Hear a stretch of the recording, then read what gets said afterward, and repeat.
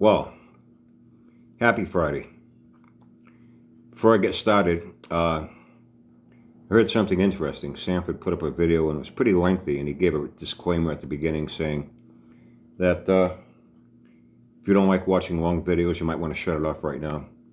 But at least watch the first 30 seconds so he can get paid. Yeah, he said that. He did. Talk about arrogance.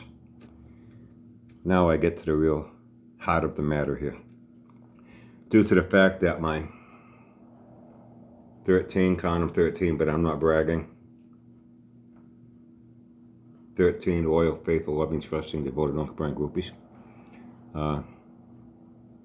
Loved my new Uncle Brian Tech Talk series I started. They asked me to do another one.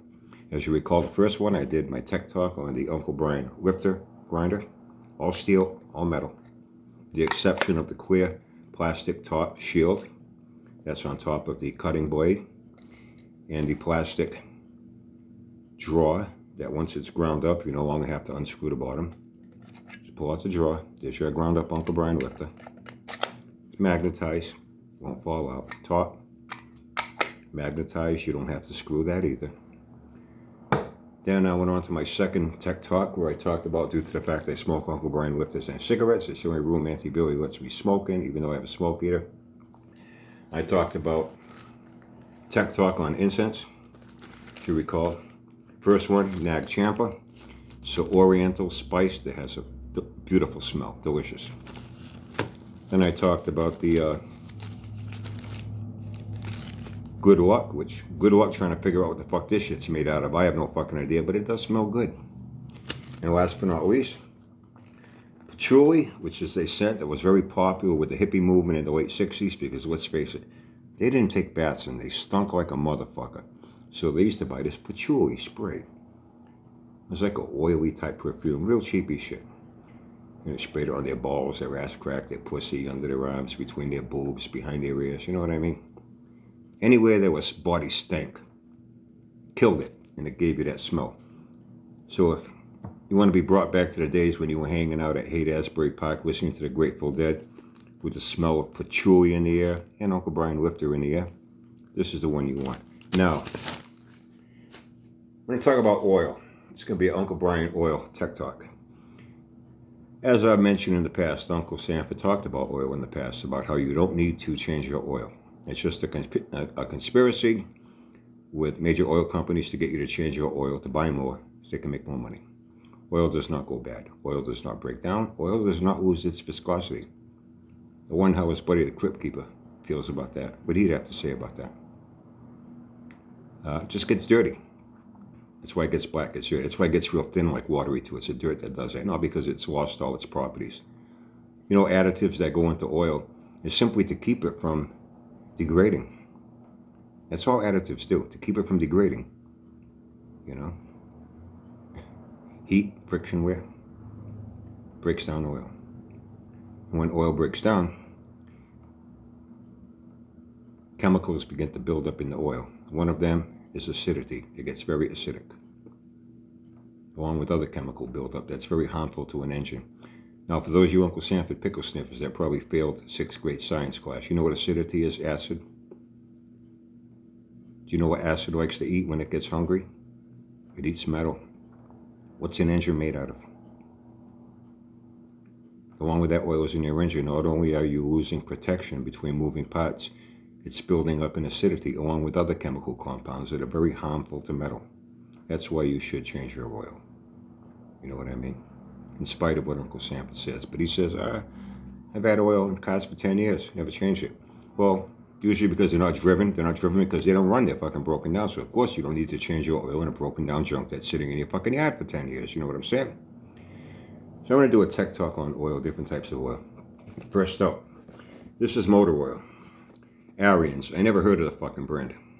There's a little small auto parts store here. It sells little things. Break no chain. I'm trying to think of the name right now off the top of my head. Car something, not CarQuest. I've never heard of the name. It's been there for a while. And I went in to get something. I went in to get air fresheners for the cars. Passing by, I said, I'll stop and check the place that I go by. I never went in there. Small little place. You get brake pads, little things, you know. Might be able to get a water pump. If it's common shit, might be able to get a water pump, an alternator, or battery, shit like that. But no extensive line of auto parts. You're not going to get a cam, nail lifters, rocker. You're not going to get a lot of shit. Windshield wiper blades you'll get, you know. Real basic, common shit. And they had a rack of this. Closeout sale. $1.59 on a quart. I bought 10 quarts. Why? It's great for the lawnmower, great for my snow thrower. You know what I mean? This is 5W30. Can you read? 4-cycle oil. This you put in any 4-cycle engine, car, motorcycle, any other piece of machinery. That's a 4-cycle, 4-stroke engine. This is what you use in it, okay? I guess Sanford's never pulled a valve cover off a car. Maybe she'll pull one off one of his own fucking cars so he hasn't changed the oil in 10 years and take a look at that head. I know. Never had the opportunity through the years to pull a valve cover. I went one time with a friend to a junkyard. He wanted to buy an engine. Just, you know, just a regular stock. It was a Chevy 305. 2-barrel.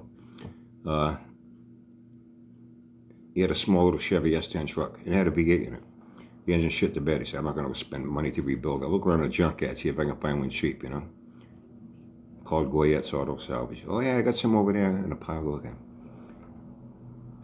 I bought a breaker bar, hooked it up to balance it, see if it would turn over. It turned. I said, let me see something. Pull the valve cover off. Had fucking, and I've seen it in others too. Even cars that were running, they had problems with the noise. Hey, can you check out my car? Pull it off. Holy shit. This much fucking sludge in there. Some of the valve springs, you couldn't see them. Looked like fucking anthills covered with fucking dirt. Oil returns all clogged. Fucking mess. Why? The person didn't change their oil. And as thermal heat and friction break down the oil, the additives have done their job and they can't work anymore. Now the oil is just breaking down even faster. Besides it getting much thinner, it will now cook at that temperature. It gets hard and crusty. Have you ever pulled sludge out of, inside a header on it? You go with your finger and you're just scraping it up and it's coming out in big chunks like dried up putty. Quite sure many of you have seen that, right? That's what happens when you don't change your oil. Sanford says, don't change your oil. You don't have to. It's a conspiracy. Really. So, Uncle Brian says, change your oil. It's worth it. This is 4-cycle, okay? Any 4-cycle engine, be it a car, motorcycle, piece of equipment, a generator. Not to be confused with 2-cycle oil. That does not go in the engine crankcase as a lubricant. That goes in as a fuel additive to be burned in the combustion chamber on 2-stroke, 2-cycle engines, such as dirt bikes, weed whackers, things of that nature. That you get in little containers and you have to mix. I think my weed whacker, it comes in a little, like, not pre-mixed, but it's a pre-sized, I forget how many ounces. You add that to 1 gallon of gas. So I'd have a gas can, I make sure I put 1 gallon in it, so the proportions were correct. Add that to it, shake it up real good, and that's what I put in my weed whacker. And that lasts a whole summer, lasts a whole summer. And every time I go to put more when I use it, always shake that gas can. You want that mixed up, because the oil will want to float to the surface about the gas. Real simple shit. This goes in the crankcase of an engine. 2-cycle oil, not to be mistaken with 4-cycle oil, goes in the fuel.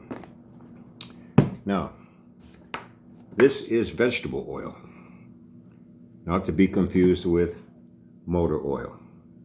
This is for an engine. This is for cooking purposes. If you see, it's half empty,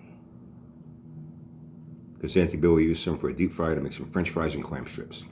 Not only can you deep fry things with this can be used as a coating, substituting Pam, baking, non-stick. You don't even need to go out and buy Pam spray. That's vegetable shortening. That's just a different derivative of vegetable oil.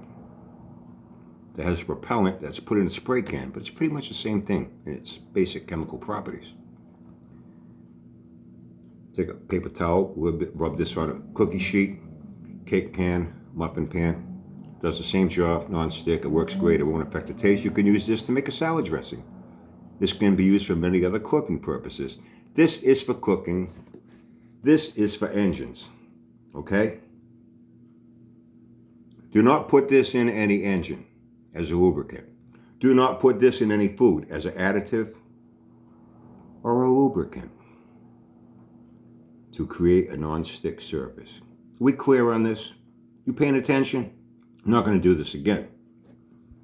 Okay. Now that everything's out of the way, once again, hope you had a good week. Weekend's here now, Labor Day weekend, a long weekend. I hope you have fun. Hope you stay safe, and I'll see you again.